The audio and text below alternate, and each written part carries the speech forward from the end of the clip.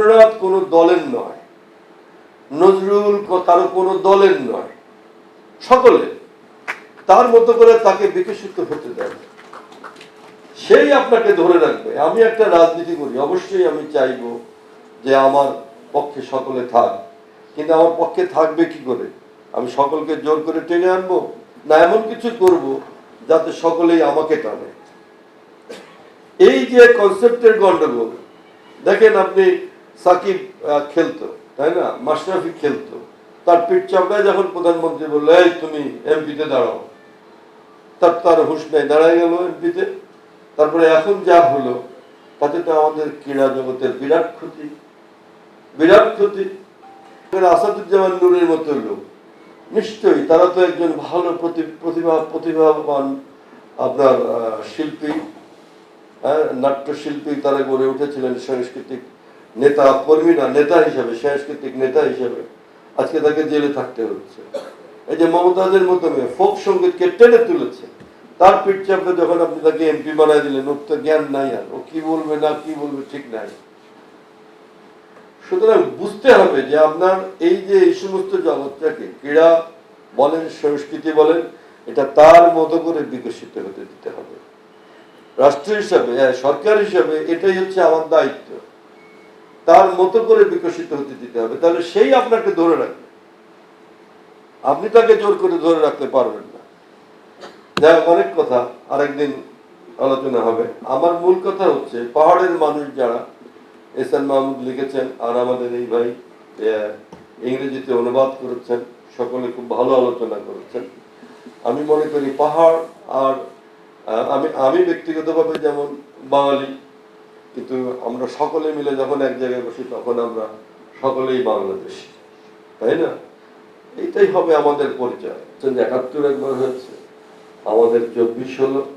আমাদের আকাঙ্ক্ষা যা ছিল সেই আকাঙ্ক্ষা পূরণের একটা সম্ভাবনা আমাদের সামনে এসে দাঁড়িয়েছে।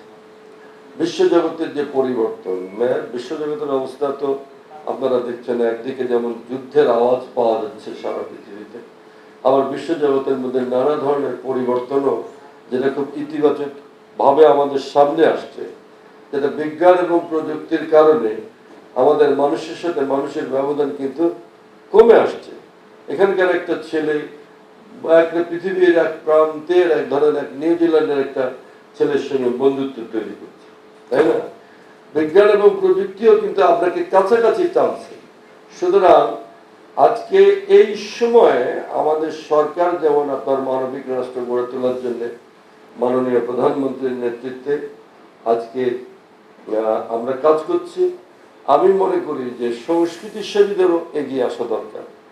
আমার একটু বলাই দরকার, সেটা হচ্ছে যে আমি দায়িত্ব নেবার পরে আমি খুবই বিস্মিত হয়েছি এবং খুবই হতবাক হয়েছি এইটা দেখে যে সংস্কৃতি বলতে বাংলাদেশের যেটা সংস্কৃতি মন্ত্রণালয়, তার যে দুরবস্থা, এটা ভাবাই যায় না।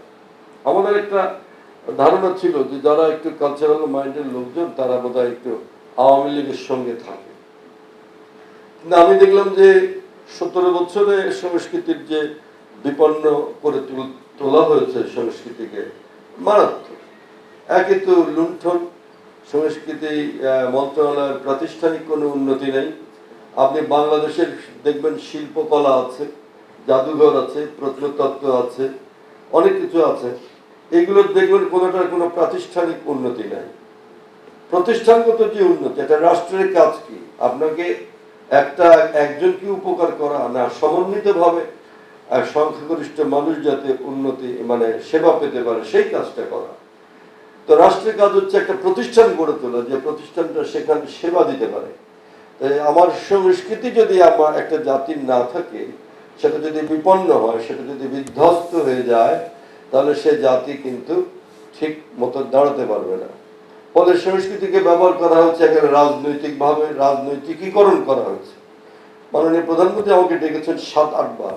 তিনি আমাকে বলেছেন, দেখেন যে আমরা সংস্কৃতিটাকে তার মতো করে বিকশিত হতে দিতে চাই, এটাকে আমরা রাজনৈতিকীকরণ করতে চাই না। খবরের কাগজ, নিখাদ, নির্ভীক, নিরপেক্ষ।